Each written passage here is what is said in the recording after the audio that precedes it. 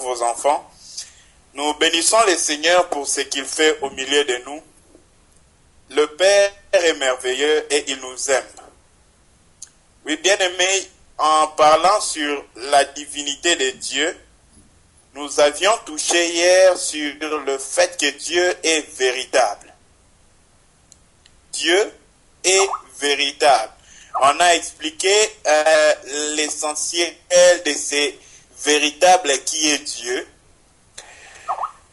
Dieu est véritable et il veut que nous aussi nous puissions participer à sa nature du véritable. Tout ce qui est au-dedans de lui est véritable. Tout ce qui entre en lui devient véritable. Tout ce qui est en lui, ses jugements, on a parlé hier des jugements, la parole de Dieu, les voix de Dieu, tout est véritable au-dedans de lui. Voilà pourquoi, bien-aimés dans le Seigneur, quand nous voulons entrer en Christ, nous devons avoir d'abord le désir du véritable et l'amour du véritable. Or, la pensée du véritable par rapport à nous les humains, c'est quoi? La Bible déclare ceci. Dieu veut que la vérité soit au-dedans de l'homme. Le désir de Dieu pour tout homme, c'est que l'homme soit une réalité. Voilà pourquoi, avant d'arriver à notre thème de ce soir, bien-aimé, j'aimerais toucher quelque chose de très important qu'on devait dire nécessairement hier. C'est par rapport à la réalité. Ce que Dieu veut au-dedans de l'homme, c'est que la réalité soit. C'est que l'homme soit réellement ce qu'il est devant Dieu. Bien-aimé, cela est très important. Dieu veut que toi, tu sois la partie du corps du Christ que tu as été fait pour être. Dieu veut que tu sois la réalité de cette partie-là. C'est-à-dire, quand l'homme ne peut pas voir tout Jésus, mais la partie de Jésus que tu es doit être visible à tout homme qui te voit. Il n'y a pas de temps où on doit manquer de voir l'être de Christ par toi. En effet, bien-aimés, nous devons être les domaines de l'exposition, de l'exhibition de Christ, par lesquels les hommes voient Christ, par lesquels le Dieu invisible, bien-aimé, devient visible. En effet, si le Christ était la lumière du monde, par laquelle le monde pouvait voir la lumière, aujourd'hui, la lumière du monde, ce n'est plus Christ, mais c'est Christ en nous.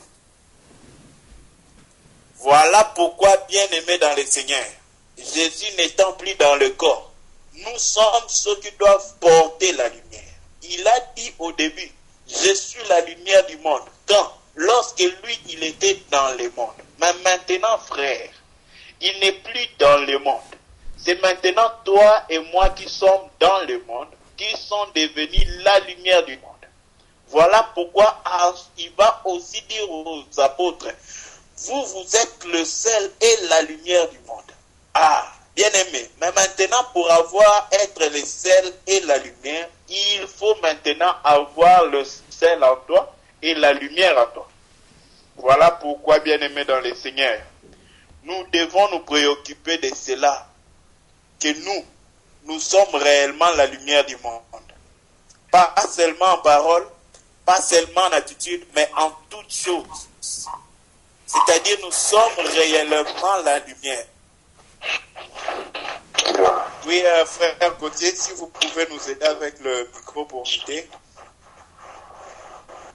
Donc, ayant touché cela, nous voulons foncer aujourd'hui afin de ne pas continuer à parler sur le véritable. Nous voulons parler sur la perfection aujourd'hui. Dieu est parfait. C'est ça notre sous-thème et notre focus de ce jour. Nous voulons parler de la perfection de Dieu. En effet, avant d'atteindre la perfection, d'arriver à la perfection de Dieu, nous devons réaliser l'amour de Dieu. Dans ce que Dieu, ce qu'il est de plus précieux, il veut nous faire participer à cela. Il veut que nous aussi nous puissions prendre part à ce que lui il est. afin que nous aussi nous puissions participer à sa nature. Oh bien-aimé, afin que nous soyons des gens qui ont les privilèges qu'il a et qu'il est. Bien-aimé, c'est merveilleux si c'est Dieu peut nous appeler à être semblables à lui. En effet, Dieu qui est la perfection. D'abord, la perfection c'est Dieu. La perfection c'est Dieu qui l'a. Et la perfection c'est Dieu qui en est l'auteur. L'auteur de la vraie perfection c'est Dieu lui-même. La réalité de la perfection c'est Dieu. Le possesseur de la perfection c'est Dieu. L'ouvrier de la perfection c'est Dieu. Bien-aimé, la chose la plus émotionnante dans tout ça, c'est que Dieu n'est pas égoïste de la perfection. Oh, bien-aimé, quand quelqu'un voit qu'il a la gloire ou quelque chose de pareil, il veut que ça soit que lui et que les autres soient sous lui. Mais Dieu qui a tout, bien-aimé, il veut que l'homme puisse prendre part à sa nature. Il veut partager à l'homme son bienfait, son bien-être. Il veut que l'homme puisse prendre part à celui qu'il est. C'est l'amour de Dieu qui est là, qui doit nous parler, frère. Voilà pourquoi nous allons commencer avec Matthieu. Disons dans Matthieu 5, le verset 48.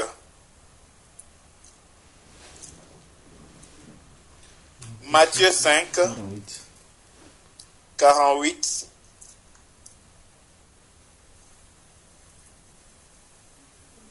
Lisons. Je vais lire. Oui, lisez. Allez-y.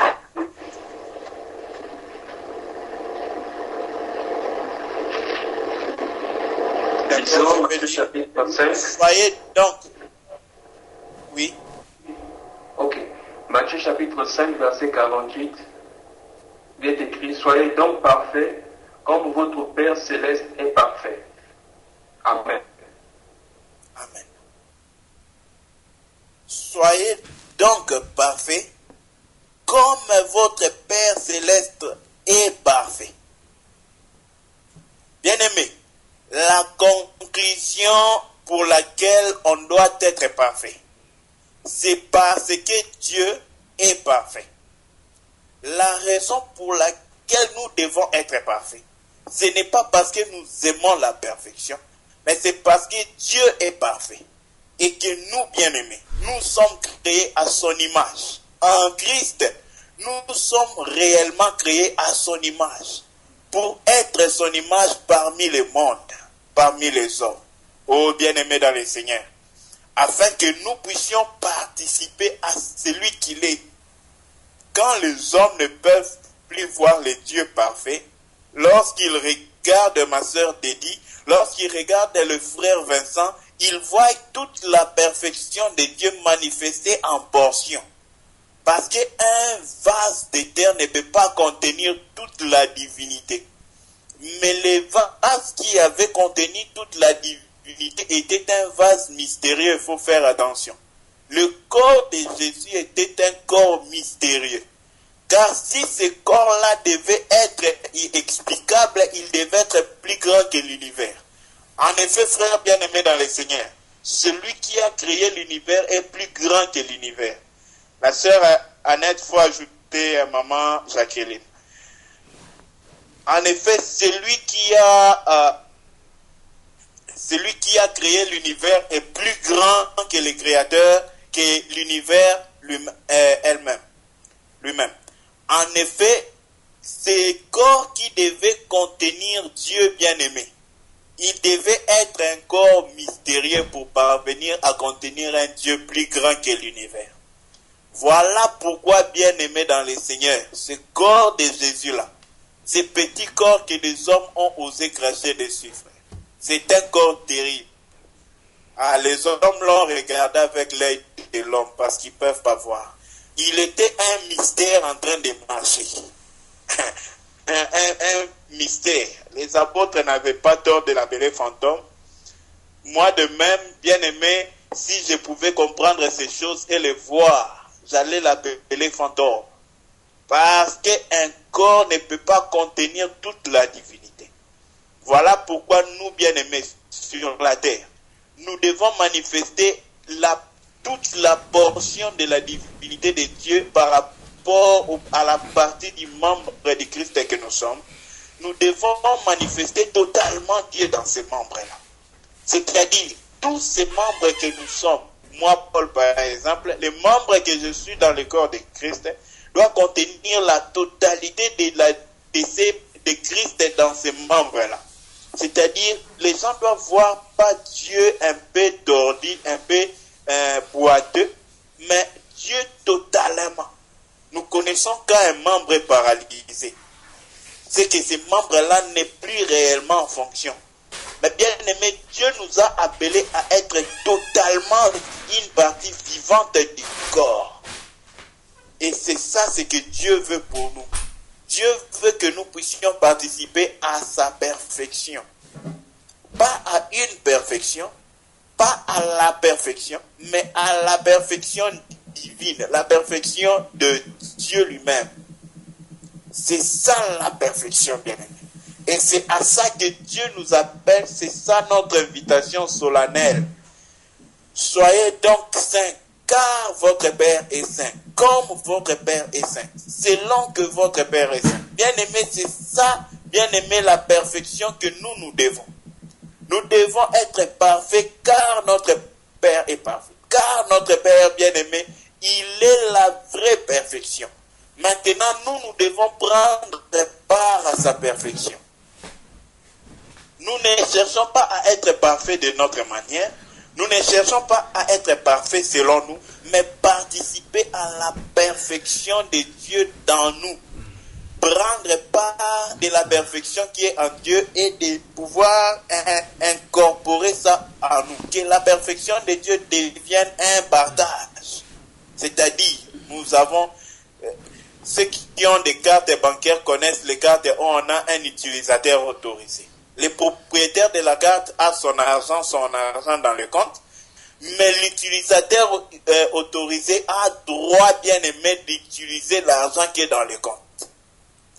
Ah, il n'est qu'un utilisateur, c'est pas sa carte, il n'est pas le titulaire, mais à cause du fait qu'il a l'autorisation, le permis, il a droit à tout l'argent qui est dans ce compte-là, comme le propriétaire. Oh, bien-aimé, c'est ça, bien-aimé, la participation à la nature divine. Que nous puissions prendre part à ce que Dieu est au-dedans de nous. Participer à la nature divine.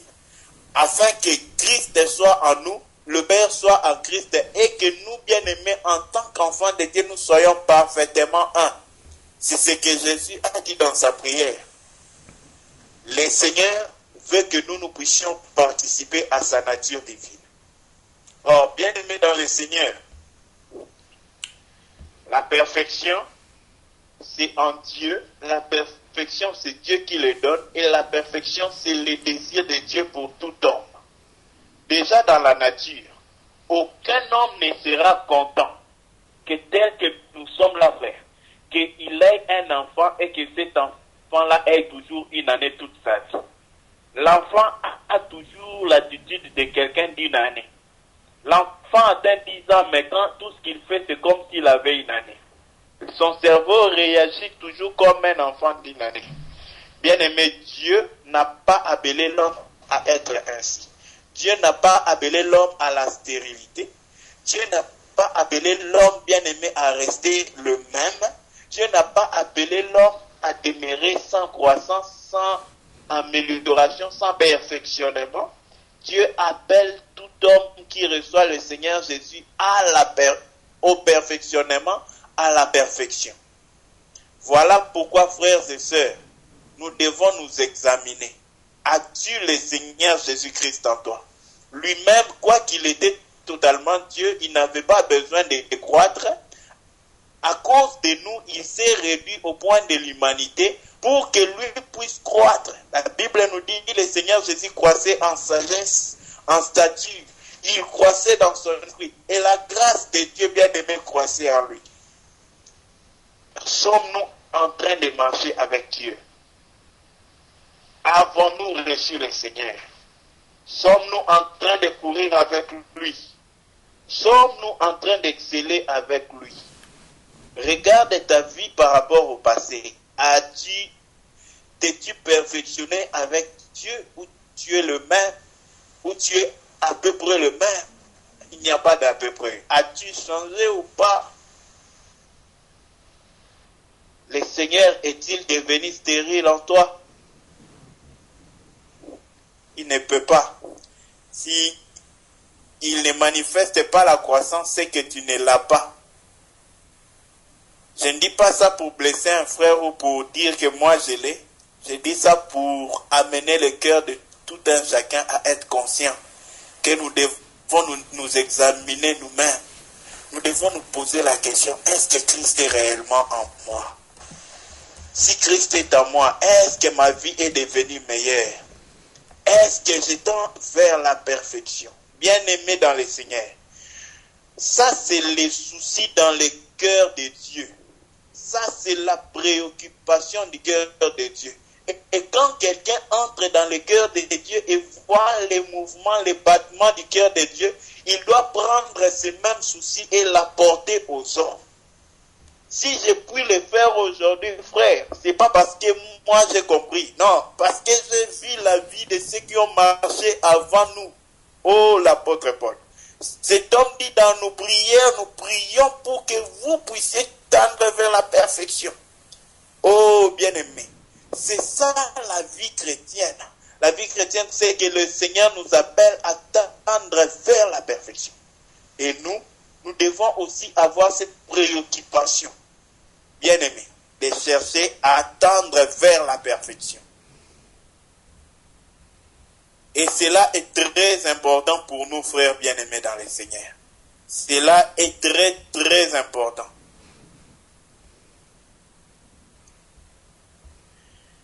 Prenons un peu 1 Corinthiens 13, le verset 10. Si un bien-aimé a trouvé peut nous aider. 1 Corinthiens 13, verset 10. Disons 1 Corinthiens chapitre 13, le verset 10.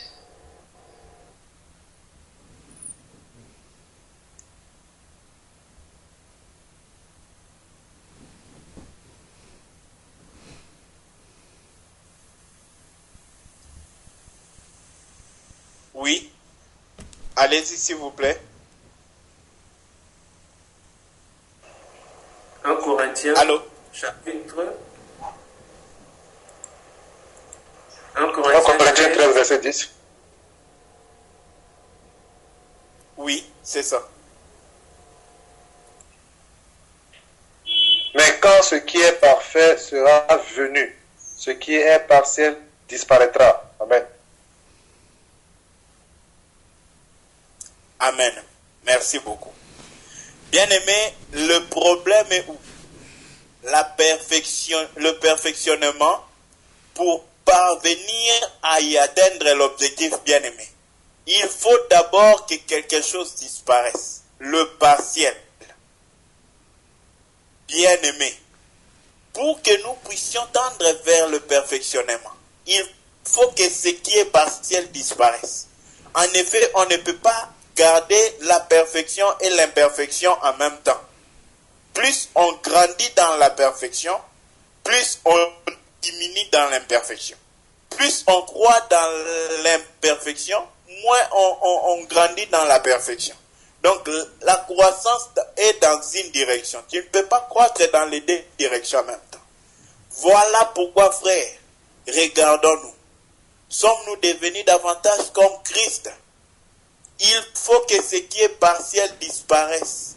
Si ce qui est partiel ne disparaît, bien aimé, nous n'y sommes point, nous sommes très loin encore jusque-là. Et le désir de l'apôtre Paul, comme le désir de Dieu lui-même, oh bien-aimé, c'est que nous puissions croître vers la perfection. C'est que nous puissions tendre vers la perfection. Voilà pourquoi nous devons prendre cela pas comme seulement une intention, une idée, mais que nous puissions aussi, bien aimés, y faire notre partage et notre préoccupation. Car telle est la volonté de Dieu pour toi, pour moi, pour tout un chacun. Que nous puissions prendre part à la perfection. Maintenant, il y a deux choses que j'aimerais que Dieu me fasse grâce afin que je puisse bien et très bien préciser cela comme la pensée de Dieu et pas comme moi je veux. Bien-aimé dans le Seigneur, c'est par rapport à la pensée de l'être parfait.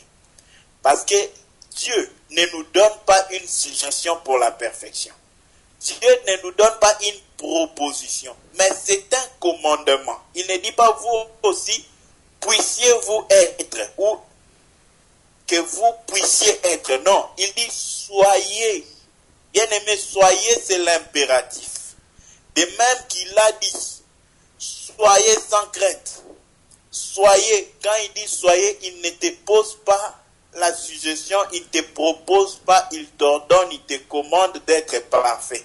Le même qui a dit tu aimeras, il dit maintenant tu dois être parfait. Oh bien-aimé, maintenant ayant reçu ces commandements, nous devons nous poser la question. Il y a beaucoup qui cherchent à, des fois, que nous puissions nous cacher derrière le fait que non, nous ne sommes pas parfaits, nul n'est parfait. Il y a cette pensée-là qui remonte souvent dans notre tête. Bien-aimé, la volonté de Dieu, ce n'est pas que tu restes imparfait. La volonté de Dieu, ce n'est pas que je reste imparfait. La volonté, les plans, le but de Dieu.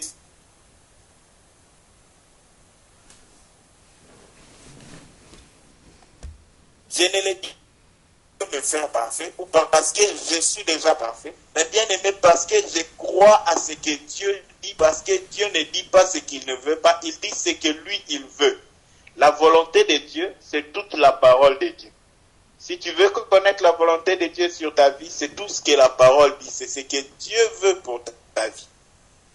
Ainsi, ayant connu que Dieu veut que moi je sois parfait, bien aimé dans le Seigneur, quelle est maintenant ma responsabilité par rapport à cela? La première responsabilité, c'est que je me pose la question, suis-je parfait maintenant?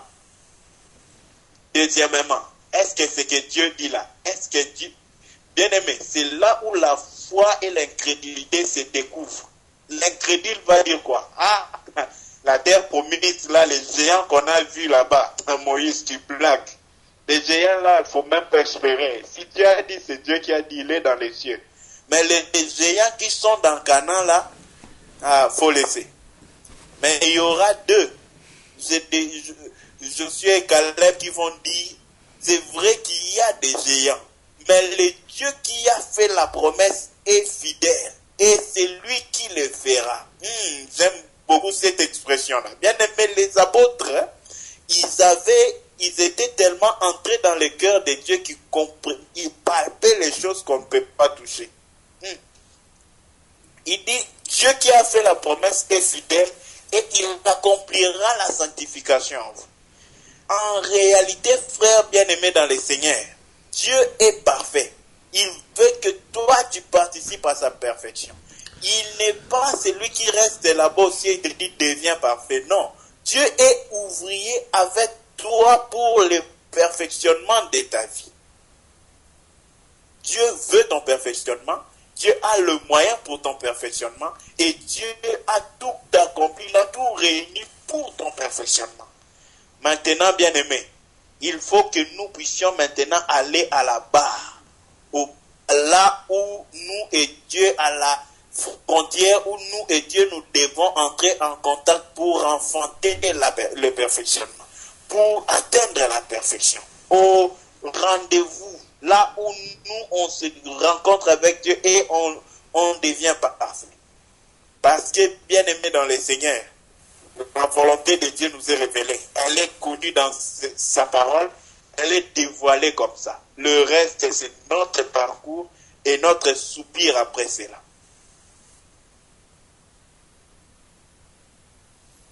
Notre première étape pour tendre vers la perfection, bien-aimé, consiste d'abord à savoir quelle est ta position maintenant. Où es-tu par rapport au parfait? En effet, la vie chrétienne, c'est un parcours où l'objectif, c'est de devenir comme l'homme parfait. Alors, pour comprendre l'homme parfait, nous allons prendre la Bible dans dans Hébreu, le chapitre 7, le verset 28. Hébreu 7, verset 28. Oui. En effet, la loi établit souverain sacrificateur des hommes sujets à la faiblesse, excusez-moi. Mais la parole du serment qui a été fait après la loi établit le Fils, qui est parfait pour l'éternité. Amen. Amen. Établit le Fils qui est parfait, pas pendant qu'il était sur la terre. Il est parfait pour l'éternité. Oh, merveilleux la précision de la parole de Dieu. Bien-aimé, le Fils qui est parfait pour l'éternité. En effet, le parfait, c'est Jésus-Christ. Maintenant, qu'est-ce qu'il dit? Ah, bien-aimé, il veut que nous puissions prendre part à la perfection auquel lui, bien-aimé, il fait part déjà. À la perfection qui est son partage. À la perfection auquel, bien-aimé, la divinité seule, bien-aimé, peut être digne. La perfection divine. Dieu veut que l'homme puisse prendre part à cela. Maintenant, qui sont le parfait? Parce que l'apôtre Paul dit deux choses. C'est là où je parlais d'une ambiguïté. Prenons d'abord Philippiens 3, le verset 12. On va écouter ce que l'apôtre Paul dit de lui-même. Oui. Ce n'est pas que j'ai déjà remporté le prix ou que j'ai déjà atteint la perfection. Mais je cours pour tâcher de le saisir. Puisque moi aussi, j'ai été saisi par Jésus-Christ. Amen.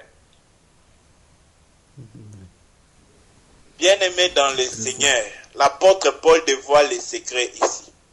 Pour pouvoir courir, tendre vers la perfection. Ah, bien-aimé, il faut être saisi et ensuite saisir. Il faut être saisi par la vie et ensuite saisir la vie. Vous allez comprendre que la course vers la perfection, c'est un mystère où il faut saisir et faut être saisi et ensuite saisir. Voilà pourquoi l'apôtre Paul bien-aimé va dire à Timothée, combat les bons combats de la foi. Parce que Timothée, tu as été saisi de Dieu. Maintenant, toi, combat les bons combats de la foi et saisis la vie éternelle. Pour saisir la vie éternelle, oh bien-aimé, Jésus l'a bien dit. Il dit, quand l'homme a trouvé, bien-aimé, une perle de grand prix, il va vendre tout ce qu'il a pour acheter ses perles. Bien-aimé, pourquoi il vend tout ce qu'il a? Parce qu'il a été saisi par la perle précieuse. C'est là que lui, il va chercher à vendre tout ce qu'il a pour gagner la perle précieuse. La perfection, bien-aimé, ce n'est pas parce que l'homme veut être parfait, mais c'est pour ce que Dieu a appelé à être parfait, car Dieu crée en eux le vouloir de la perfection, l'amour, la soif de la perfection, et aucune tolérance pour l'imperfection. À chaque fois qu'il est dans l'imperfection, bien-aimé, il va crier comme Jésus, qui pouvait crier à celui qui pouvait le délivrer de la mort, c'est-à-dire du péché ou de l'imperfection. Oh bien-aimé, si nous crions comme ça par rapport à toute imperfection, nous allons tendre vers la perfection de Dieu. Nous allons parvenir à la perfection de Dieu. C'est ainsi qu'un enfant de Dieu, il ne doit pas tolérer de l'imperfection dans sa vie. Il ne doit pas tolérer tout ce qui n'est pas comme Christ dans sa vie. Parce que la perfection, c'est celui qui est parfait éternellement. C'est Jésus-Christ. Ainsi, quand nous parlons de la perfection ici, nous voulons dire que nous puissions devenir semblables à Christ, tel que Christ est, que nous puissions l'être aussi. En attitude, en sentiment, en parole, en action, en motif, les motifs pour lesquels nous faisons les choses. notre attitude, notre sentiment, pas seulement les paroles que les hommes entendent. Oh bien-aimés, si nous faillissons déjà dans les paroles que les hommes entendent, en quelle année allons-nous faire l'examen que Dieu donne aux hommes matures, c'est-à-dire l'examen du choix de leur volonté, les motifs de leur cœur pour lesquels ils font les choses. C'est en ça, bien-aimé, la maturité spirituelle. Lorsque Dieu ne t'attend puis ne t'examine pas encore, c'est comme, bien-aimé, la vie chrétienne, c'est comme la vie d'un homme. À l'école maternelle, on ne peut pas te demander un test des gens qui font les masters. Jamais, ce sera impossible. Mais quand tu avances, bien-aimé, ton test n'est plus le test de l'école maternelle. Ton test doit devenir par rapport à des dimensions. Vous allez voir que Jésus l'a été d'abord tenté par rapport à la chair. Mais plus la tentation allait vers l'adoration. Il faut se prosterner. Oh bien-aimé, c'est pour nous dire que la vie chrétienne, c'est une croissance. Peu importe là où tu es aujourd'hui par rapport à la perfection, Dieu t'appelle à croître, à être parfait un jour, à marcher maintenant dans le chemin de la perfection, à être en train d'étendre, de t'approcher chaque jour. Aie un seul objectif, étant bien aimé dans ce corps, au bureau, à la maison, en route, un seul objectif, d'étendre vers la perfection. Qu'il n'y ait pas un temps dans ta vie où tu arrêtes d'étendre vers la perfection. Car Dieu veut que tu continues à croître vers la perfection. Pas la perfection en une chose, en tout ce que tu es. Tout ce que tu es est une portion de Christ bien-aimé, afin que tu sois bien-aimé présenté à Christ comme une vierge parfaite. Car Christ ne viendra pas prendre une église boiteuse. Christ viendra pour prendre une église parfaite. Maintenant, écoutons ce qu'il va dire. Lui qui a dit que lui-même, il n'a pas atteint la perfection. Prenons 1 Corinthiens 2, le verset 6. Si un bien-aimé a trouvé, il peut nous aider. 1 Corinthiens 2, verset 6. Je lis. Cependant, oui, c'est une sagesse que nous prêchons parmi les parfaits. Sagesse qui n'est pas de ce siècle, ni des chefs de ce siècle, qui vont être anéantis. Amen. Amen. Il dit, cependant nous prêchons une sagesse qui n'est pas de ce siècle. Bien aimé, la sagesse que nous prêchons là n'est pas de ce siècle. Mais ce n'est pas seulement pas de ce siècle, c'est d'abord la parole vivante de Dieu que nous prêchons parmi les parfaits. Réalisons-la, frère bien-aimé dans le Seigneur, que l'évangile de Christ, il les prêche à des parfaits.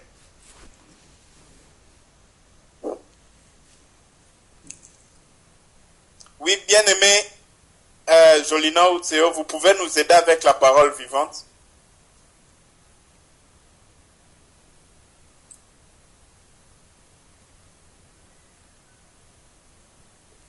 La Bible nous dit que c'est une sagesse qu'il prêche parmi les parfaits. Qui sont les parfaits? Ce sont ceux qui écoutent la parole du Seigneur et la mettent en pratique. Pour pouvoir mieux comprendre cela, nous allons revenir à quelque chose de très profond que le Seigneur Jésus a dit au jeune homme riche. Bien-aimé, la perfection, c'est une progression, c'est une tendance, c'est une approche, on s'approche progressivement et continuellement. Regardons la vie du jeune homme riche. Allons dans Matthieu 19, verset 21.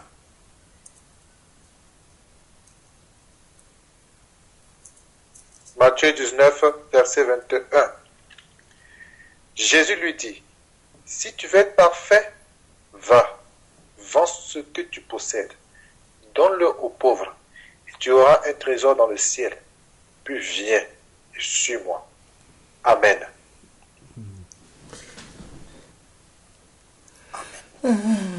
Bien-aimé, cet homme avait dit à Jésus, Verset 20. J'ai observé toutes ces choses. Que me manque-t-il encore? Oh, bien-aimé, j'aimerais qu'on réalise quelque chose.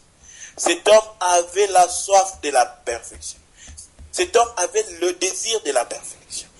Plusieurs parmi nous aujourd'hui n'ont même pas ce désir-là. Ils sont déjà tombés par le piège du diable où ils se contentent de ce qu'ils sont. Bien-aimé, dès le moment où moi je me contente de ce que je suis, c'est que je suis loin, bien-aimé de Dieu. Le seul lieu où l'homme se contente, bien-aimé, même de la nourriture de bord, c'est quand il est loin de Dieu. Mais dès que son cœur, bien-aimé, sonne quelque chose de la soif pour son Père, il ne demeure plus loin, il retourne vers le Père. Cet homme avait la soif de la perfection. Cet homme il ne se contentait pas malgré qu'il avait fait beaucoup de bonnes choses. En effet, bien-aimé dans le Seigneur, avec Dieu, on ne réussit pas quand on a 99%. Avec Dieu, c'est 100%. Et quand tu as 99% avec Dieu, tu as 0%. Quand tu as 99,99%, tu as 0% avec Dieu. Avec Dieu, c'est 100% ou 0. Voilà pourquoi quelqu'un qui n'est pas encore 100% ne peut pas arrêter de courir vers les 100%. Oh, bien-aimé dans le Seigneur, cet homme ici avait la soif d'atteindre la perfection. Cet homme courait après la perfection. Mais qu'est-ce qui va arriver? Il dit, j'ai observé toutes ces choses depuis... que me manque-t-il? Jésus lui répondit, si tu veux être parfait, réalisons des choses. Il parle de la volonté d'être parfait. Il ne parle pas de la capacité d'être parfait. La volonté d'être parfait. Car la capacité, c'est Dieu qui va l'engendrer dans l'homme. Mais la volonté doit venir de l'homme. Bien-aimé dans le Seigneur, s'il n'y a pas la volonté dans l'homme, la capacité de la perfection ne sera jamais produite par Dieu dans l'homme. Mais la volonté, le choix. Je sais, frères et sœurs, qu'il est écrit que c'est Dieu qui crée le vouloir et le faire. Mais c'est aussi Dieu qui a mis le choix devant l'homme pour que l'homme choisisse la vie ou la mort. C'est Dieu qui a mis le choix et l'homme choisit parce qu'il a le libre choix.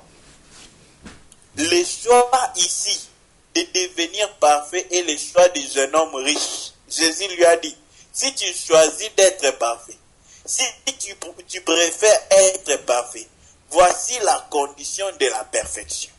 Si tu veux, il ne dit pas tu dois être parfait, tu seras parfait, non. Si toi tu veux, bien aimé, la volonté de la perfection, c'est l'homme qui doit le choisir.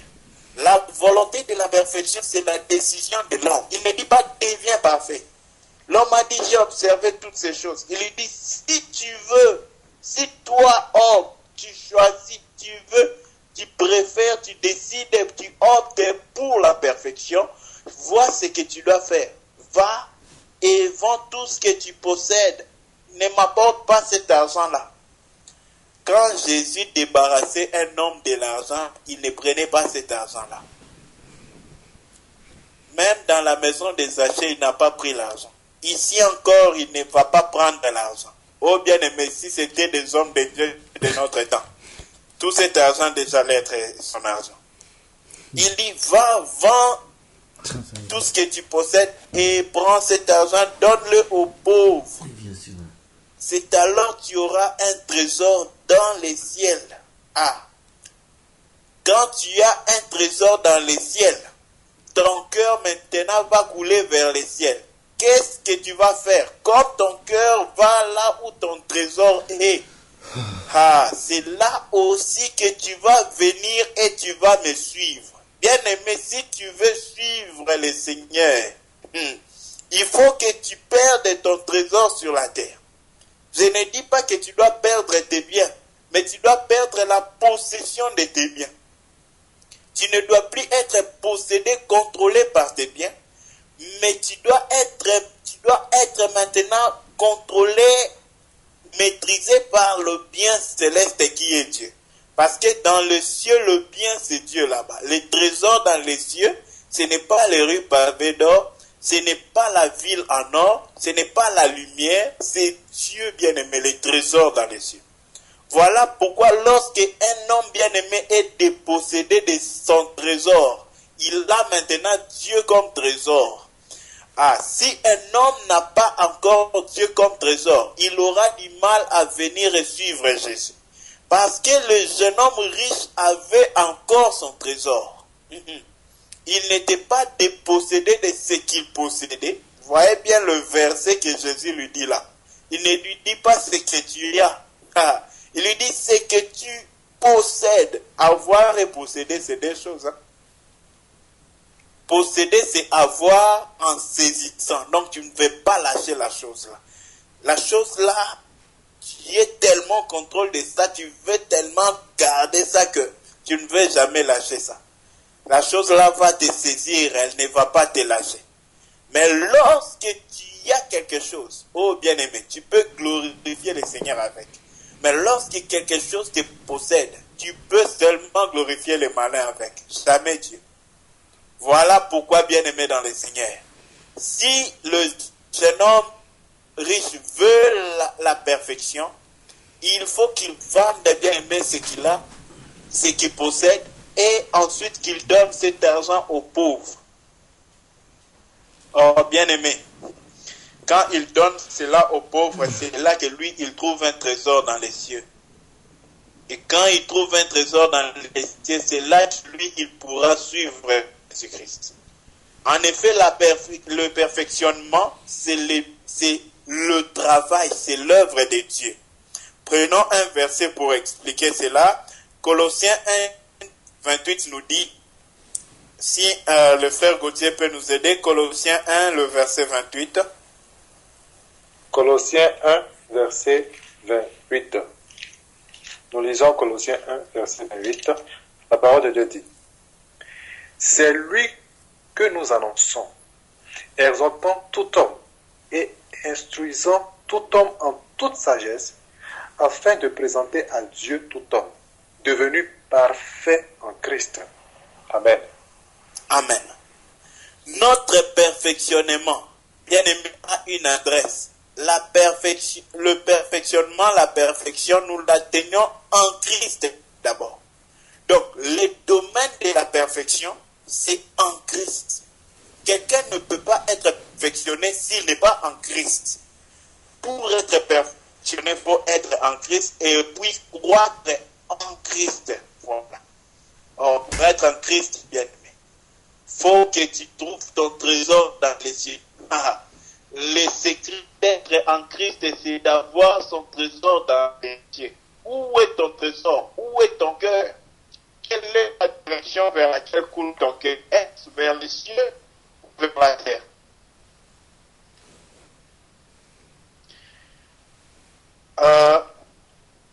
On va prendre Philippiens 1,6, je vais rapidement lire. Je suis persuadé que celui qui a commencé en vous cette bonne œuvre la rendra parfaite pour le jour de Christ.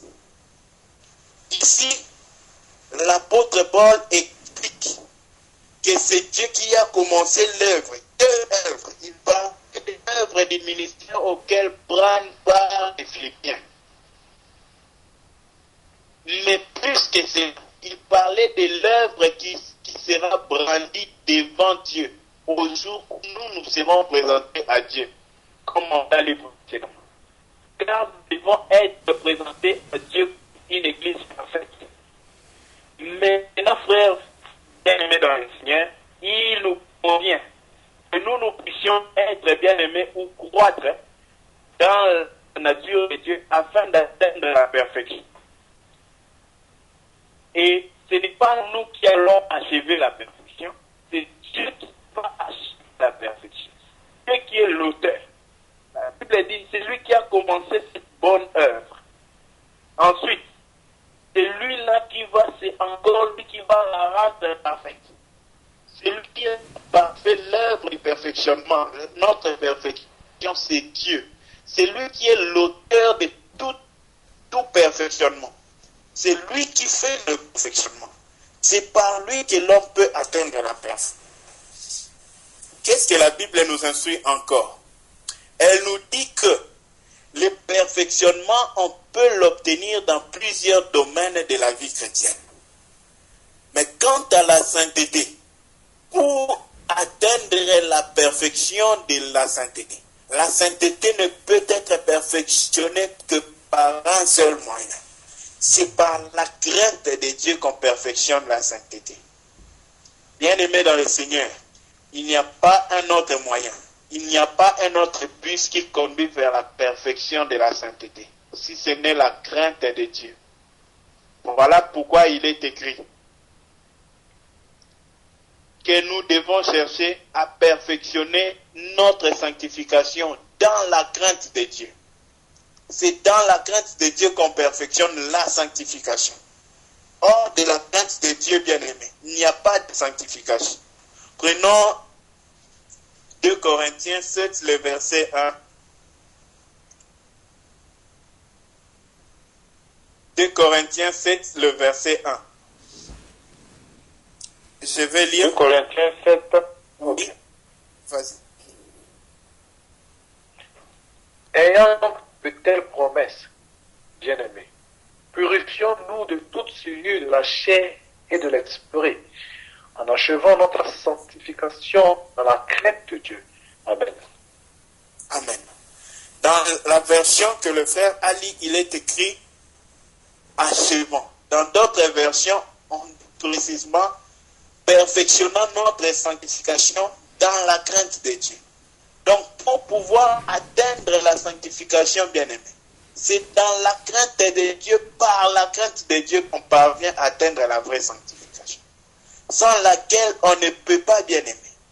Pour être devenu bien-aimé, atteindre et devenir parfait, c'est en Christ qu'on devient parfait. Pas qu'on entre parfait totalement, on entre parfait, mais on croit dans la perfection. On croit dans la perfection vers la perfection. Tout en étant déjà, parce que celui qui est né, qui est en Christ est bien-aimé. Il est entré dans le parfait, il devient parfait en portion. Mais maintenant, sa vie doit consister à croître dans la perfection pour atteindre la stature parfaite de Christ. Voilà pourquoi le Dieu qui a résolu d'amener l'homme à la perfection, il n'est pas resté irresponsable dans ces choses. Il est lui-même entré dans les terrains pour agir, pour opérer et pour accomplir la sanctification. Mais qu'est-ce qui va se passer, bien-aimé dans le Seigneur? Dieu va entrer pour faire le perfectionnement des saints et il ne va pas s'arrêter là. Il va aller beaucoup plus loin que ça. Il va disposer tout ce qu'il faut pour le perfectionnement des saints. Prenons un peu dans Ephésiens 4, à partir du verset 10 au verset 12. Je vais rapidement lire. Ephésiens 4, verset 10 au verset 12. La Bible déclare ceci. Celui qui est descendu celui qui est descendu, c'est le même qui est monté au-dessus de tous les cieux, afin de remplir toutes choses. Il a donné les uns comme apôtres, les autres comme prophètes, les autres comme évangélistes, les autres comme pasteurs, les autres docteurs, pour le perfectionnement des saints en vue de l'œuvre du ministère et de l'édification du corps de Christ. Dieu a donné pour quel but? Jusqu'à ce que, voyez, c'est une progression, c'est une continuité, jusqu'à ce que nous soyons tous parvenus à l'unité de la foi et de la connaissance du Fils de Dieu, à l'état d'homme fait, à la mesure de la stature parfaite de Christ. Donc, Dieu a donné 5 ministères à l'Église pour que l'Église croisse à atteindre la stature parfaite de Christ. pour que l'Église arrive à atteindre, bien aimé, devenir comme Christ. Mais cela, bien aimé, c'est par le perfectionnement. C'est un processus. Nous devons aller jusqu'à un jour atteindre cette stature-là. Dieu ne nous a pas laissé seul. Il a donné les 5 ministères à l'Église pour notre perfectionnement. Qu'est-ce que Dieu a disposé d'autre pendant que nous touchons vers la fin de ce message? Dieu ne nous a pas laissé seuls. Il a donné le ministère. Dans un autre domaine où Dieu nous appelle à atteindre la perfectionnement, Dieu nous a donné les épreuves. Bien aimé, en effet, les épreuves nous aident beaucoup à atteindre la perfection. Les épreuves nous aident. Voyons ce que la Bible nous dit ici. Jacques 1, le verset 4.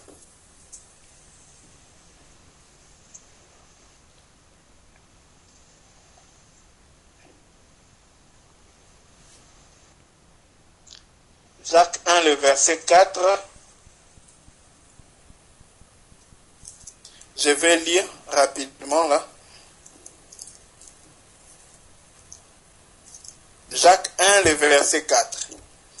Mais il faut que la patience accomplisse parfaitement son œuvre, afin que vous soyez parfaits et accomplis.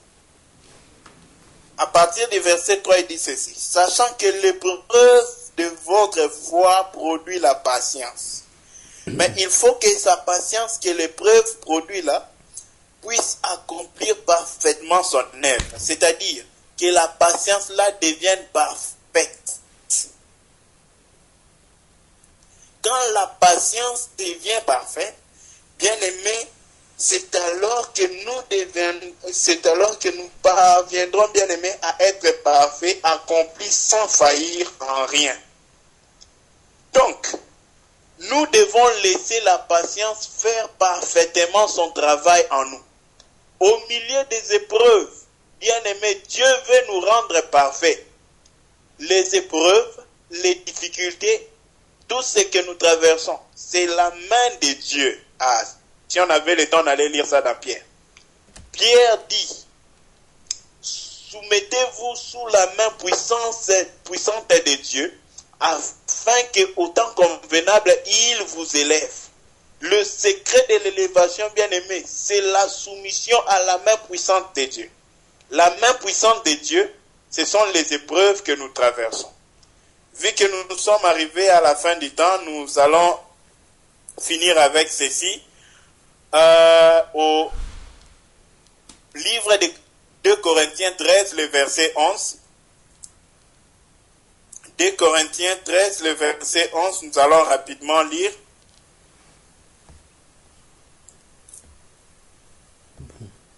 Je peux lire. Oui, s'il vous plaît.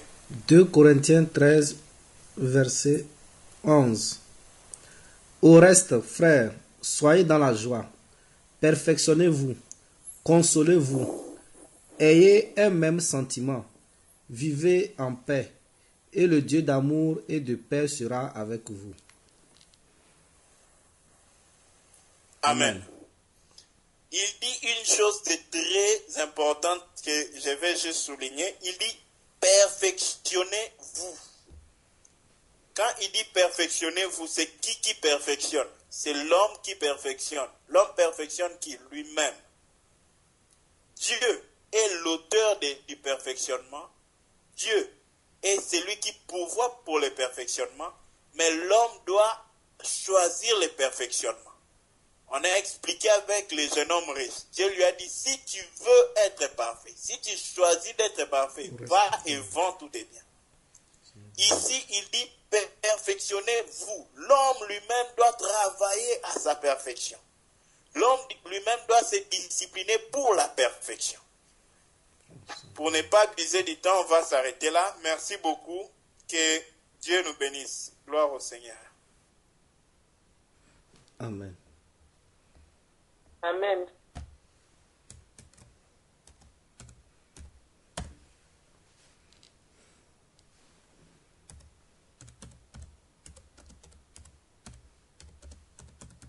Alléluia. Amen, amen. Vous m'entendez, s'il vous plaît? Oui. Ok. Dieu merci. Nous allons élever nos voix encore pour dire merci au Seigneur pour cette grâce qu'il nous a accordé de pouvoir l'écouter.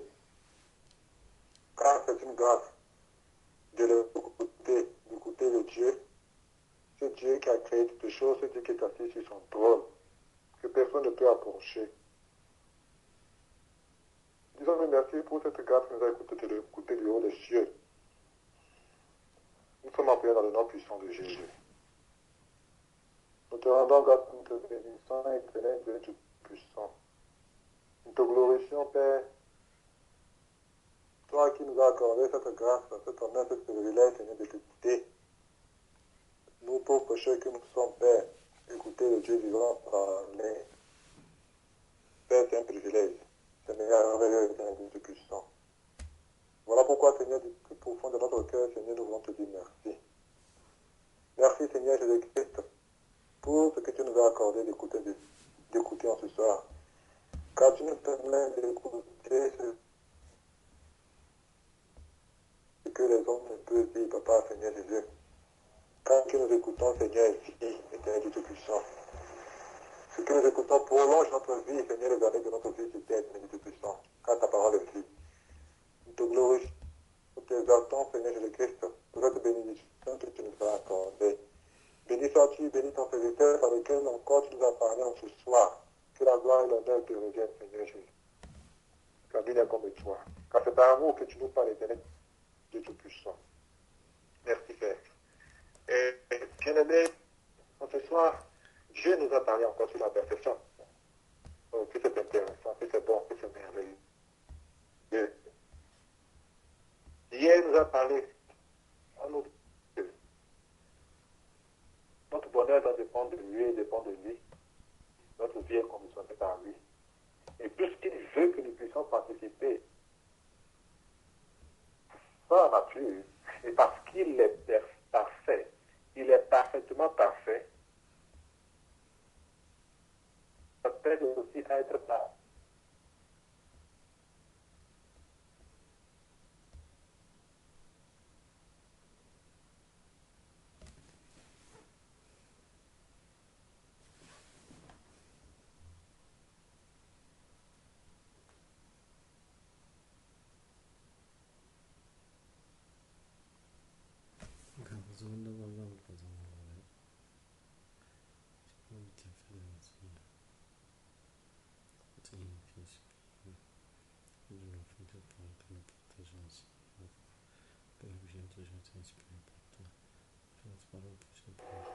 Oui, bien aimé dans le Seigneur, nous avons suivi le message.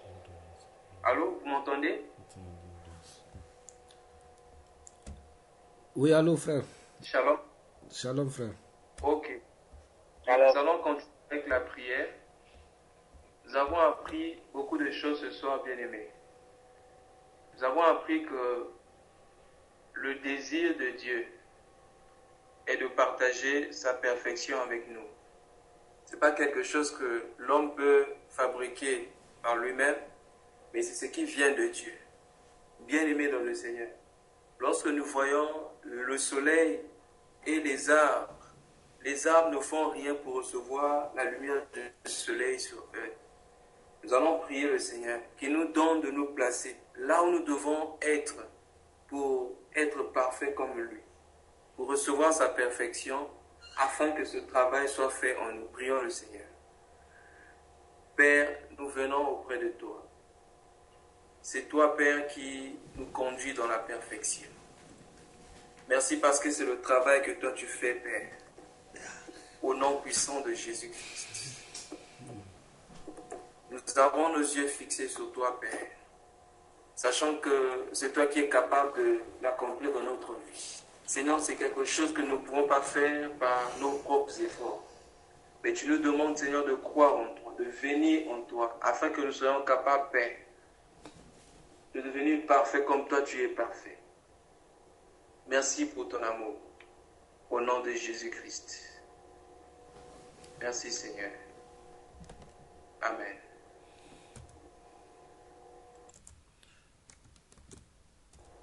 Oui, nous allons continuer, bien-aimés. Nous avons aussi appris que l'homme a sa part de responsabilité dans la perfection. Pour être parfait, nous devons aimer la perfection. Et nous devons courir vers la perfection.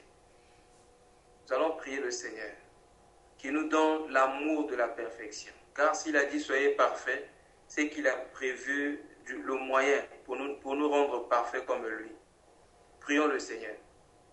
Père, nous te prions de nous aider. Nous savons que sans toi, nous ne pouvons absolument rien faire. Mais la Bible dit, c'est toi qui crées en nous le vouloir et le faire. Tu ne crées pas seulement le vouloir, mais tu crées aussi le faire en nous. Oui, Père, tu nous donnes la capacité de faire ta volonté. Et ta volonté est que nous soyons parfaits. Voilà pourquoi nous te prions, Père, de créer en nous, Seigneur, le désir d'être parfait. De créer en nous, Seigneur, l'amour de la perfection. Au nom puissant de Jésus-Christ. Merci, Seigneur. Oui, bien-aimés dans le Seigneur, nous allons encore prier. Nous avons appris que si nous gardons le parfait, l'imparfait, nous ne pouvons pas garder ce qui est parfait. Les deux vont au sens opposé. Donc, lorsque nous croissons en perfection, nous devons décroître en imperfection. Nous allons prier le Seigneur, que chacun de nous élève sa voix pour dire, Père, révèle-moi ce qui est imparfait en moi, afin que je me débarrasse de toutes ces choses, que je me dépouille de toutes ces choses, pour rentrer dans la perfection. Prions le Seigneur bien-aimé. Père, c'est vrai que nous avons reçu la nature adamique, mais ta parole dit, tel est le terrestre, sont aussi les terrestres. Tels sont les célestes, tels sont aussi les célestes. Nous n'avons pas reçu simplement ce qui était terrestre, mais par le renouvellement de l'intelligence, tu nous as donné la capacité d'entrer dans le céleste. C'est pourquoi, Père, nous te prions de nous donner, de devenir comme toi, au nom puissant de Jésus-Christ. En le devenant Père, nous te prions de nous montrer ce qui est imparfait en nous, toutes ces imperfections que nous devons laisser derrière nous, afin de courir, Père, et de courir encore et encore. Car c'est à cette course que tu nous as appelés, courir vers la perfection, au nom puissant de Jésus-Christ. Seigneur, merci. Merci pour ta grâce, au nom de Jésus-Christ. Oui, bien-aimés dans le Seigneur, nous avons aussi appris que c'est la patience qui nous conduit à la perfection. Quelle perfection? La perfection, bien-aimée, de Dieu, de cette patience qui c'est pourquoi nous allons élever nos voix. Nous allons prier afin que le Seigneur nous donne la force, afin que le Seigneur nous rappelle toujours cet enseignement qui ne peut pas permettre que nous soyons tentés au-delà de nos forces, mais que nous soyons patients dans l'épreuve bien-aimée, afin que nous puissions tendre vers la perfection. Prions le Seigneur. Père, nous avons nos yeux fixés sur toi ce soir. C'est toi qui as commencé cette œuvre en nous, comme tu l'as dit dans ta parole. Ce n'est pas quelque chose que nous avons commencé par nous-mêmes. C'est toi qui as dit dans ta parole que si l'Éternel nous bâtit la maison, ceux qui travaillent en vain. Si l'Éternel nous garde la ville, ceux qui veillent en vain. Voilà pourquoi nous avons nos yeux fixés sur toi, Père, afin que toi seul, tu puisses bâtir cela en nous, Père. Bâtir cette œuvre de perfection, au nom puissant de Jésus-Christ. Que nous ayons nos yeux fixés sur toi, afin que toi, tu puisses l'achever, au nom puissant de Jésus-Christ. Merci, Seigneur. Nous allons prier encore, bien-aimés. Nous avons appris ce soir par rapport à l'homme riche. Le Seigneur Jésus lui a dit, va vendre tous tes biens, donne le revenu aux pauvres. Et il dit ensuite, tu seras parfait. Bien-aimés, si nous avons encore des choses qui nous possèdent, aujourd'hui, ou si nous avons encore des choses que nous possédons aujourd'hui, c'est la preuve que nous gardons encore l'imperfection. Dieu doit devenir notre tout bien-aimé. Et nous devons nous débarrasser de tout ce que nous possédons. Nous allons prier le Seigneur. Que notre cœur soit attaché à Dieu et à Dieu seul, pas à autre chose. Prions le Seigneur. Père, nous élevons nos yeux vers toi.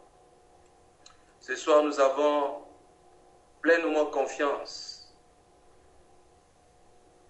que si toi tu nous as parlé ce soir, c'est parce que tu avais déjà préparé aussi le moyen et la force possible afin que nous puissions atteindre ce que toi tu nous demandes. Père Céleste, détache-nous Seigneur, libère-nous Seigneur de toute possession. Toutes ces choses, Père, qui ont gagné notre cœur, délivre-nous de ces choses éternelles. Au nom puissant de Jésus-Christ. Papa, merci. Merci pour ta grâce. Oui, bien-aimé dans le Seigneur, je ne sais pas s'il y a un frère ou une sœur qui a un sujet de prière par rapport au message que nous avons écouté. Prière de donner le sujet. D'abord par rapport au message, avant de prier pour d'autres sujets, nous prions d'abord pour les sujets qui sont liés au message. Donc, s'il y a un bien-aimé qui a un sujet de prière, prière de donner comme ça, nous allons prier à l'unisson. Merci.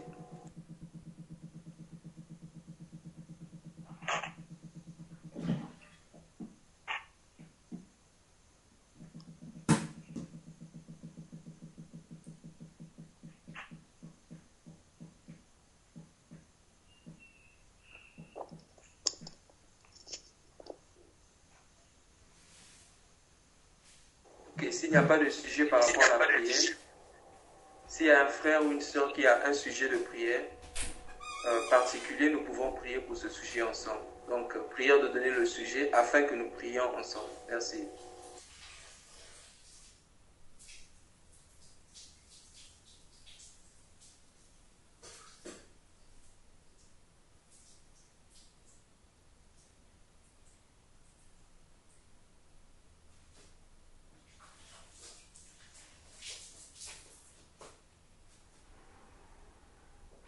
Shalom bien-aimé.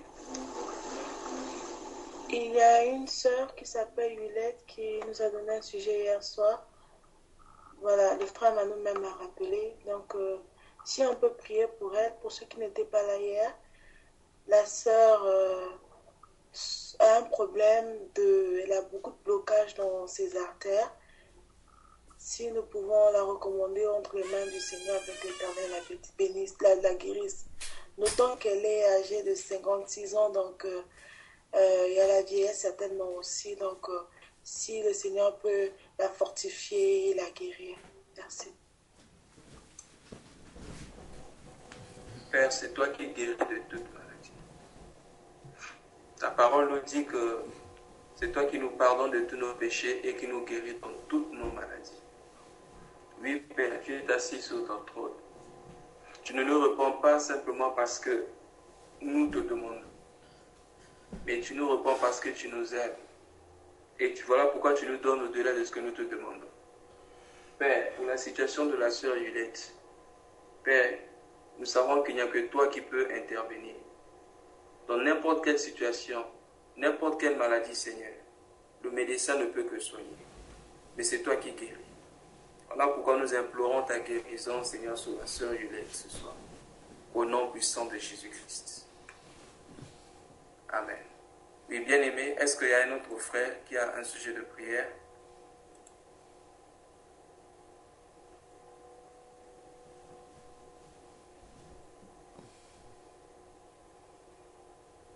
Ok.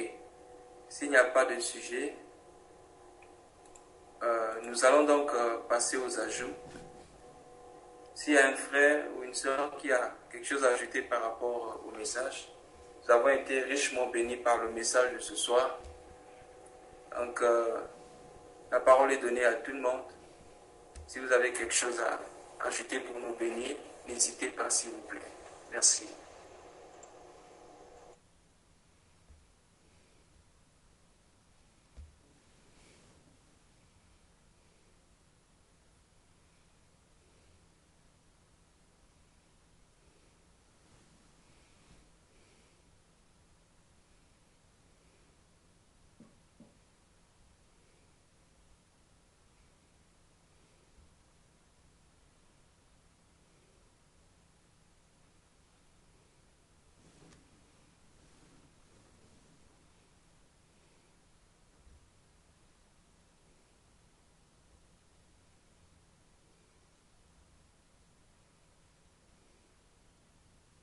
Shalom bien-aimés dans le Seigneur. Nous rendons grâce à notre Père qui nous a beaucoup parlé ce soir sur la perfection. J'aimerais revenir au passage que le bien-aimé nous avait donné ici. Le premier passage dans Matthieu chapitre 5. Le Seigneur nous montre ici certaines choses que nous devons faire pour tendre vers la perfection. Des choses que nous devons faire pour marcher ou étudier à l'école de la perfection. Dans Matthieu chapitre 5, nous lisons à partir du verset 23. N'oublions pas que le Seigneur a dit « Soyez parfaits comme votre Père est parfait », juste après avoir parlé de ces choses. Entrons au verset 48, il est écrit « Vous avez appris qu'il a été dit, tu aimeras ton prochain et tu haïras ton ennemi. Mais moi je vous dis, aimez vos ennemis. Bénissez ceux qui vous maudissent, faites du bien à ceux qui vous haïssent et priez pour ceux qui vous persécutent, vous maltraitent et vous persécutent. 45. Afin que vous soyez fils de votre Père qui est dans les cieux. Car il fait lever son soleil sur les bons comme sur les méchants, et il fait pleuvoir sur les justes et sur les injustes. Si vous aimez ceux qui vous aiment, quelle récompense méritez-vous? Les publicains aussi n'agissent-ils pas de même? Et si vous saluez seulement vos frères, que faites-vous d'extraordinaire? Les païens aussi n'agissent-ils pas de même? Soyez donc parfaits, comme votre Père est parfait. Bien-aimés, dans la perfection, il n'y a pas d'imperfection, comme le bien-aimé Paul venait de le dire ici. Dans la perfection, il n'y a pas d'imperfection. Je bénis le Seigneur bien-aimé pour ce message. Le bien-aimé Paul a touché un verset très important. La Bible dit que cette sagesse n'est pas une sagesse de ce siècle. On a lu ça dans 1 Corinthiens 2, je crois.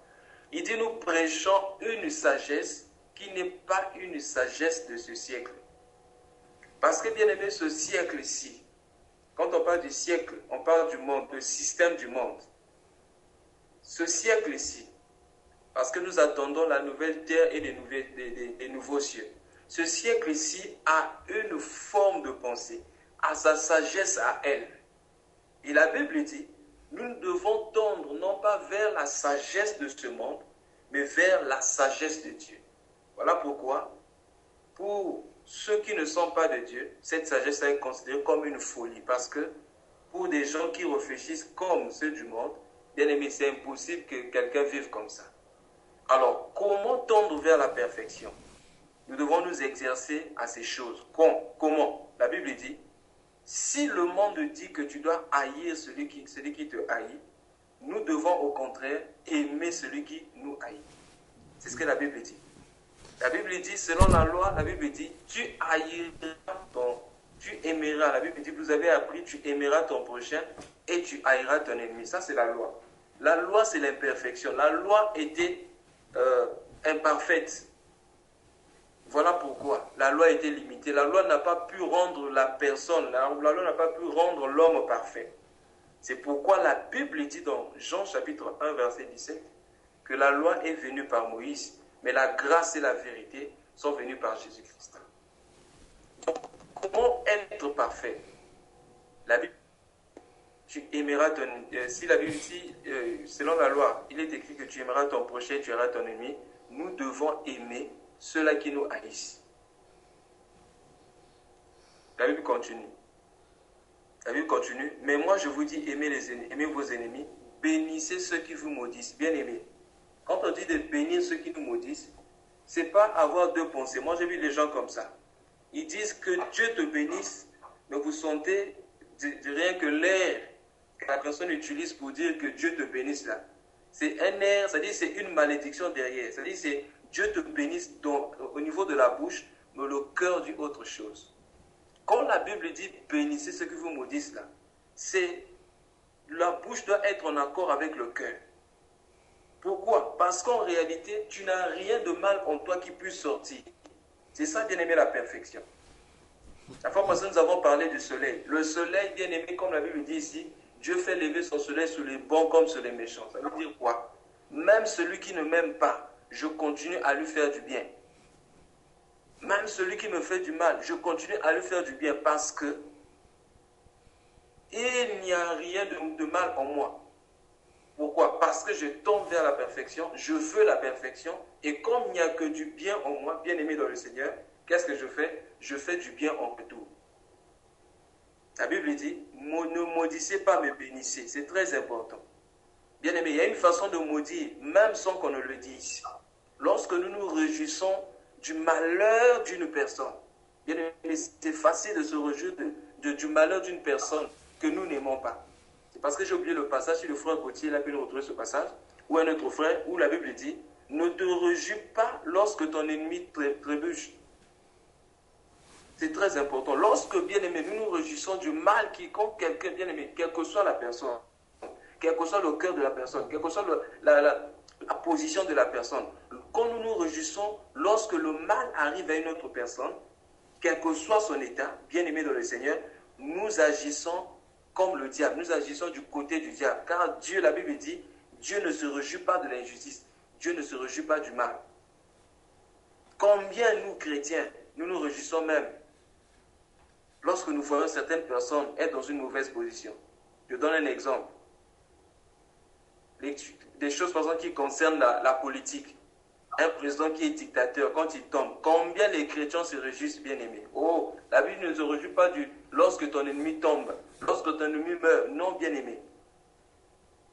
Nous continuons. La Bible dit, afin que vous soyez fils de votre Père. Donc voilà la condition. Pour être fils du Père, nous devons faire ce qui est dit plus haut.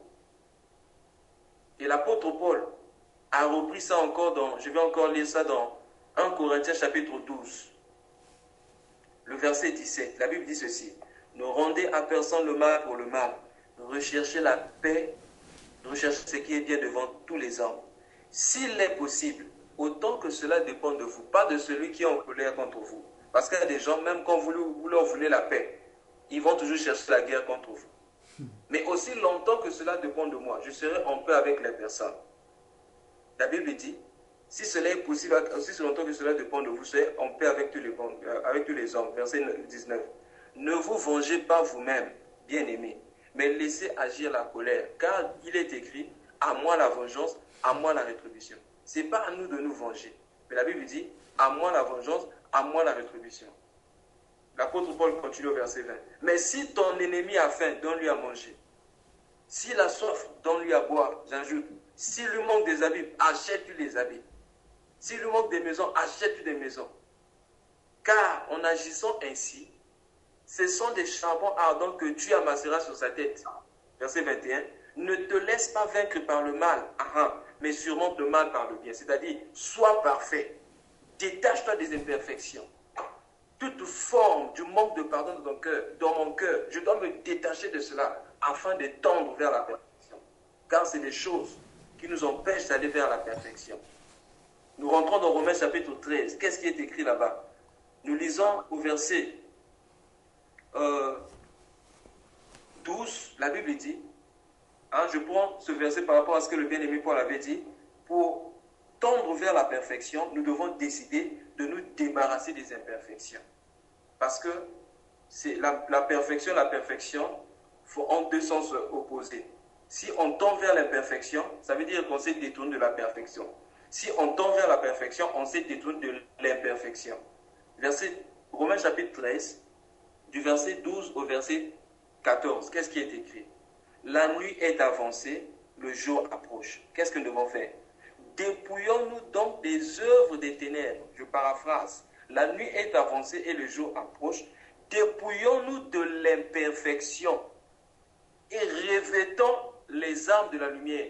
Revêtons la perfection. Alors, comment se dépouiller de l'imperfection? Verset 13. Comment? Marchons honnêtement. Combien de chrétiens sont malhonnêtes aujourd'hui? Marchons honnêtement comme en plein jour. Comment? Loin des excès et des livrogneries, loin de la luxure et de l'impudicité, des querelles et des jalousies. Ainsi, verset 14, revêtez-vous du Seigneur Jésus-Christ, qui est la perfection. Et quoi? N'ayez pas soin de la chair qui est l'imperfection pour en satisfaire vos désirs et vos convoitises. Pour en satisfaire les convoitises. Bien-aimé Paul, que le Seigneur te bénisse encore richement. Nous avons bien mangé aujourd'hui. Que le Seigneur nous garde tous, que le Seigneur nous donne de marcher selon ce que nous avons écouté aujourd'hui. Bien-aimé, après ce tel message, après ce genre de message, bien-aimé, nous devons beaucoup prier et nous poser la question, comme le bien-aimé venait de dire, si nous sommes en train de chercher la perfection. Amen. Donc nous donnons la parole à tout le monde. S'il y a un bien-aimé, un frère, une soeur qui a un témoignage par rapport à la parole, qui peut aussi nous aider par rapport à la perfection et l'imperfection, ça va toujours nous aider. N'hésitez pas, bien-aimé.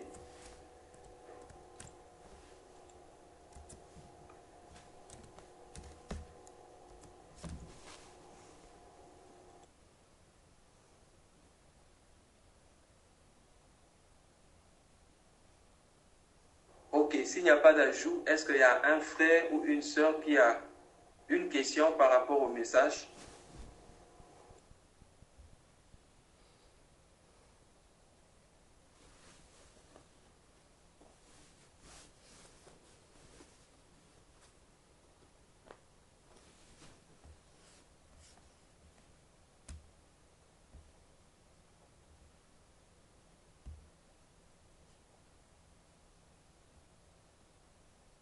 Message, il y a un frère ou une soeur qui a une question.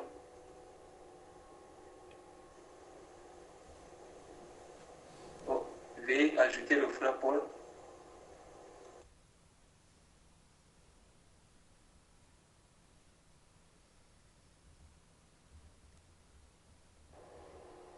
Ok. Est-ce qu'il y a une question hors message, c'est-à-dire qui n'est pas liée au message?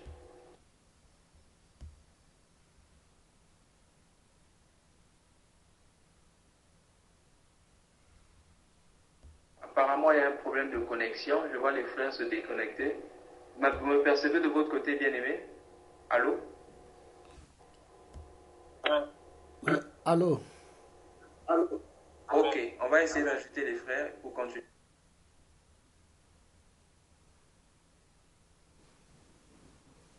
Les frères sont en ligne, mais on ne comprend pas pourquoi ils se déconnectent.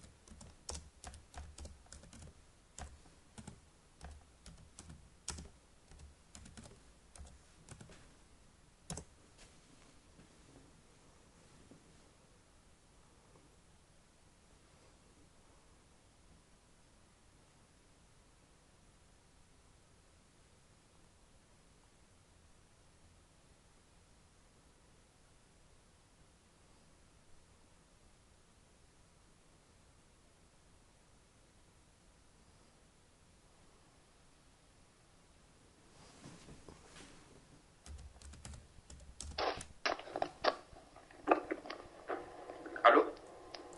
Shalom, bien-aimé. Oui, allô. Shalom. Veuillez m'excuser pour la connexion. J'avais eu un problème de connexion. Donc j'étais obligé de me déconnecter et me reconnecter. Donc nous étions en train de dire, peut-être qu'il y a un frère ou une soeur qui a un ajout par rapport au message. Veuillez ajouter Maman Jackie, s'il vous plaît.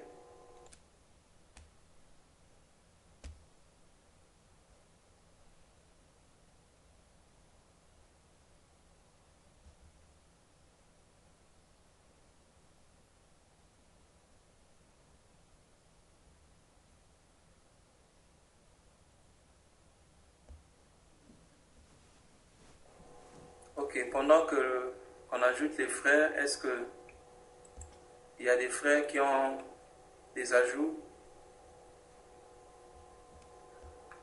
ou des questions par rapport au message?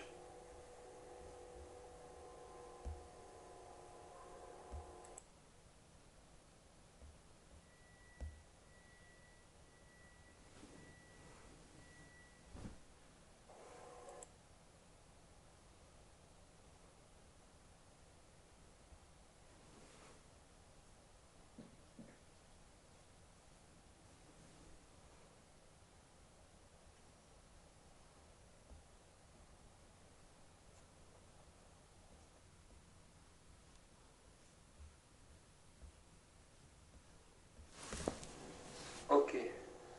Donc, s'il n'y a pas d'ajout ni de questions, nous voulons demander s'il y a des frères qui ont des témoignages, un témoignage pour nous édifier.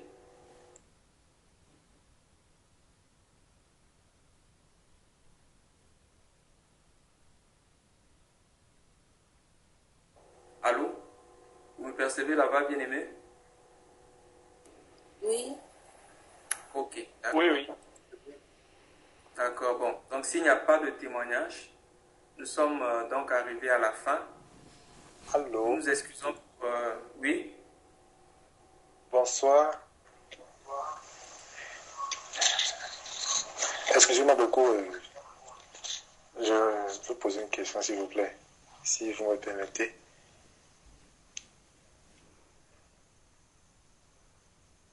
Oui, allez-y, frère. Voilà. Merci beaucoup. Ma question, c'est par rapport à Genèse 7.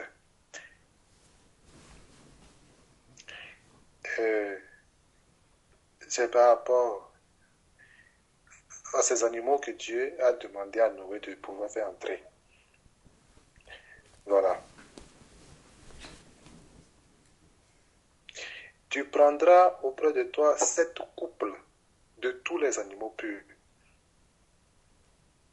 le mâle et sa femelle, une paire des animaux qui ne sont pas purs, le mâle et sa femelle.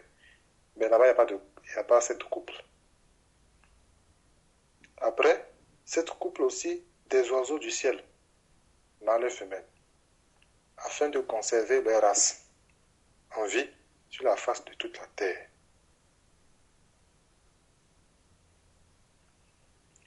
Au fait, je voulais comprendre ces animaux-là, quoi, et ces oiseaux-là. Pour les animaux purs, on dit 7 couples de tous les animaux purs, et mâle et femelle, et une seule paire des animaux qui ne sont pas purs, mâle et femelle. 7 couples aussi des oiseaux du ciel, mâle et femelle. Mais là-bas, on ne parle pas de pur ni d'impur, on dit seulement mâle et femelle. On n'a pas parlé des poissons, ni des fleurs, ni des végétaux. S'il vous plaît, pouvez m'éclaircir encore un peu parce que j'essaie de comprendre ça, mais je comprends un peu, mais après, ça se coupe. Le fil se rompt un peu. Comme Dieu a béni beaucoup de mes frères et sœurs ici. Et je voulais comprendre. Merci bien. Oui, merci beaucoup, frère Gauthier, pour la question. Je crois que nous avons tous suivi la question. Merci d'apporter l'éclaircissement et que le Seigneur nous bénisse tous. Merci.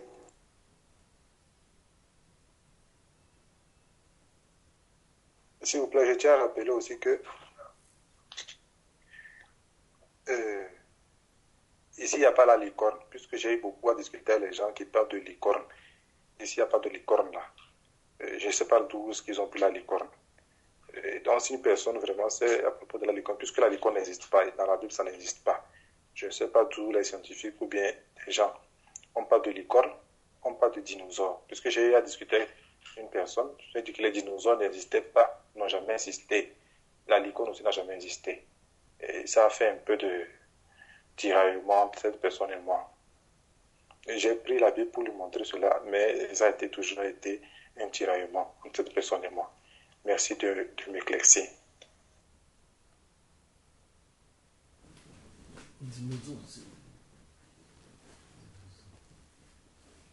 Merci beaucoup, frère Gauthier. Donc, la question est posée à tout le monde. S'il y a un frère ou une sœur qui a une réponse par rapport à la question, n'hésitez pas de nous bénir. Merci.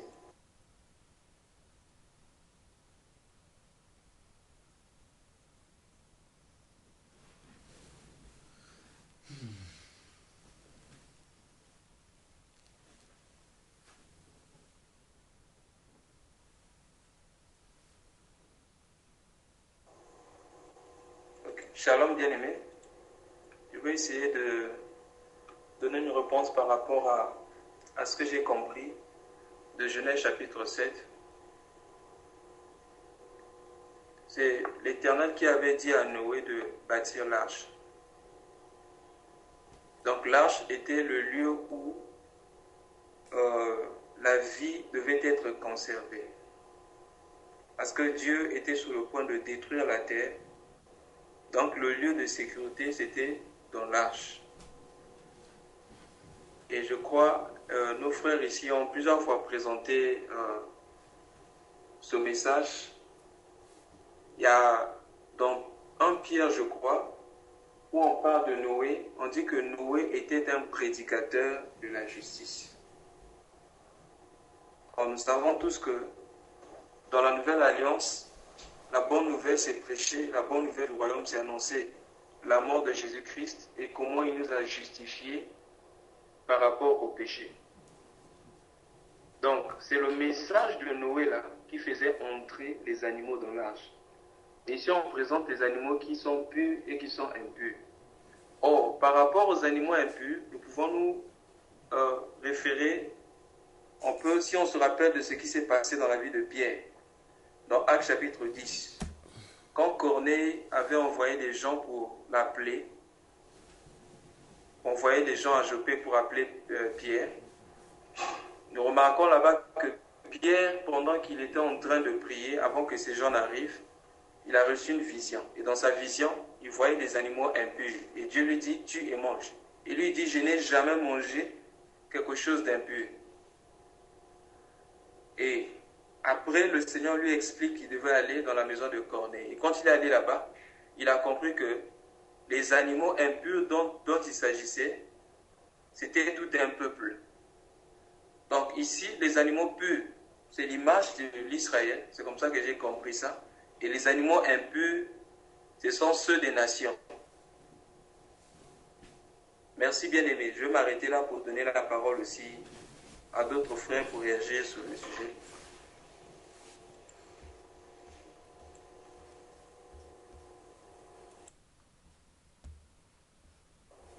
Oui, shalom bien-aimé. N'oubliez pas de nous bénir ce soir par rapport à la question de notre frère Gauthier. Est-ce qu'il y a un frère ou une sœur qui a une réponse à donner par rapport au message du frère Gauthier, à la question du frère Gauthier?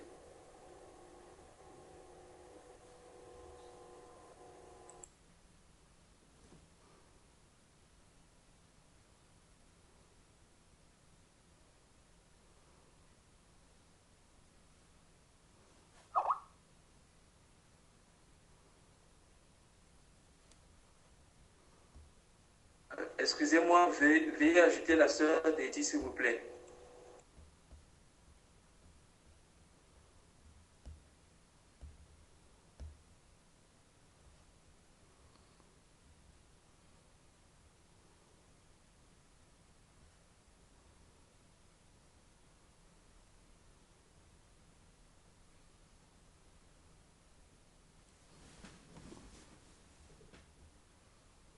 On n'est pas connecté.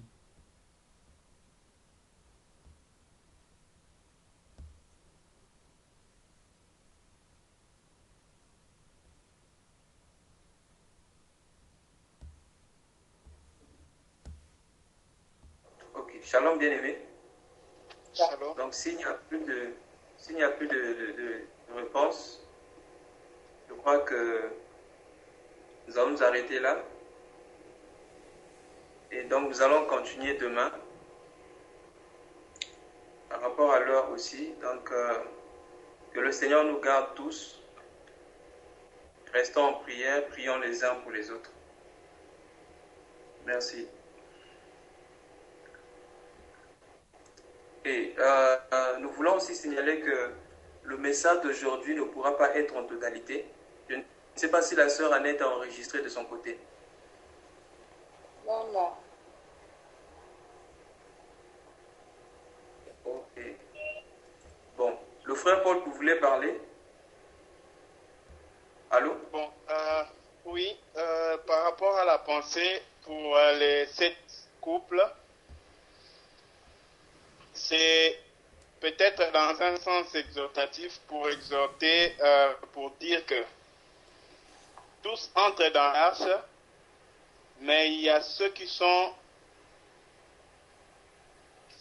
courent après la perfection. Par rapport à notre message ce soir, il y a ceux qui courent après la perfection et ceux qui sont là et qui se contentent. Voilà pourquoi on nous parle de 7 couples purs et le couple impur. Pour le couple impur, on prend une paire, mâle et femelle. Mais pour les animaux purs, on prend 7 couples. 7 mâles, 7 femelles, parce qu'en réalité, c'est les purs bien-aimés qui vont croître et qui vont demeurer. Or, pourquoi il en fallait 7? Parce que la perfection dans la vie chrétienne, c'est pour ceux qui se sanctifient. En effet, pour expliquer ce que j'ai dit plus clairement, on va prendre Apocalypse. La perfection ou le chiffre 7, parce que j'espère que tous on est d'accord que le chiffre 7 nous indique sur la perfection. Mais qu'est-ce que je veux insister en disant là? C'est par rapport à Apocalypse 22, le verset 11. Je vais lire. Que celui qui est injuste soit encore injuste. Que celui qui est souillé se suit encore. Que le juste pratique encore la justice et que celui qui est saint se sanctifie davantage. Donc la perfection est réservée pour ceux qui sont sanctifiés et qui demeurent dans la sanctification, qui croissent dans la sanctification.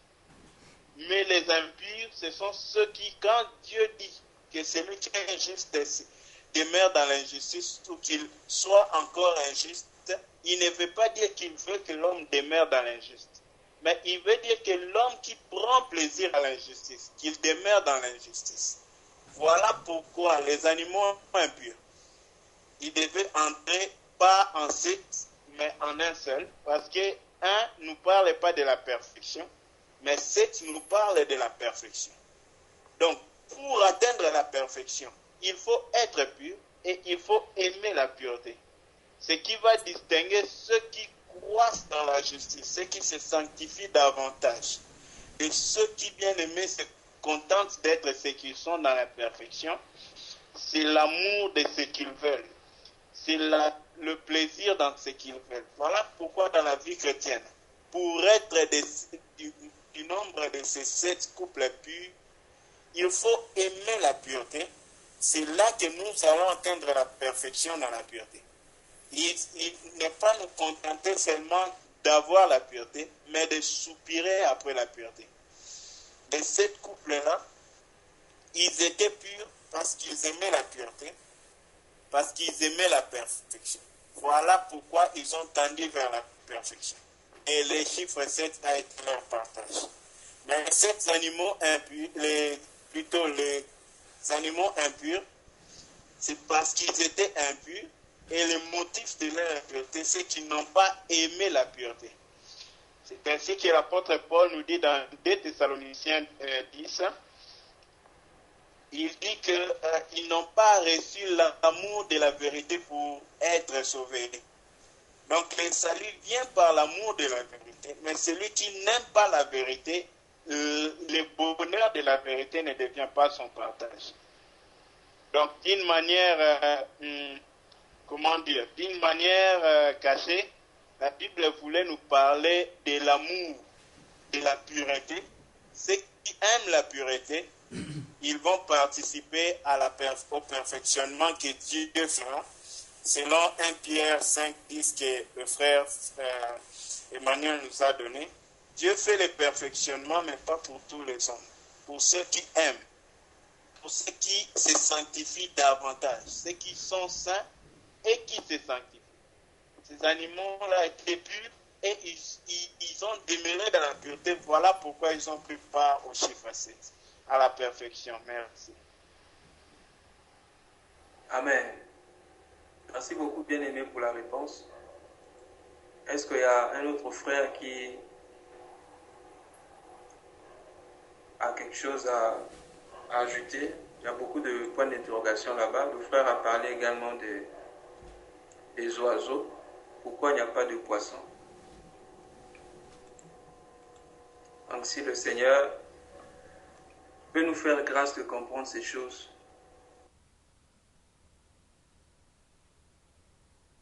Oh, désolé bien-aimé, j'avais bloqué mon micro par erreur. Oui, bien-aimé, est-ce qu'il y a un frère qui a une réponse à donner?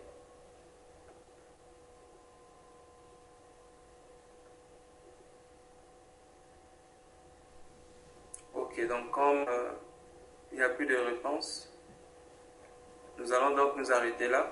Le frère Gauthier, si le Seigneur fait grâce, il va encore nous révéler ces choses afin que nous puissions nous édifier les uns les autres.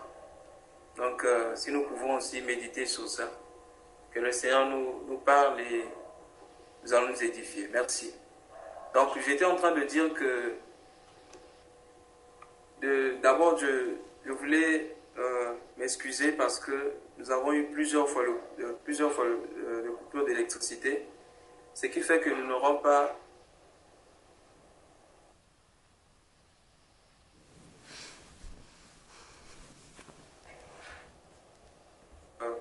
tantôt, pour ceux qui vont suivre le message ou télécharger, vous allez remarquer des coupures.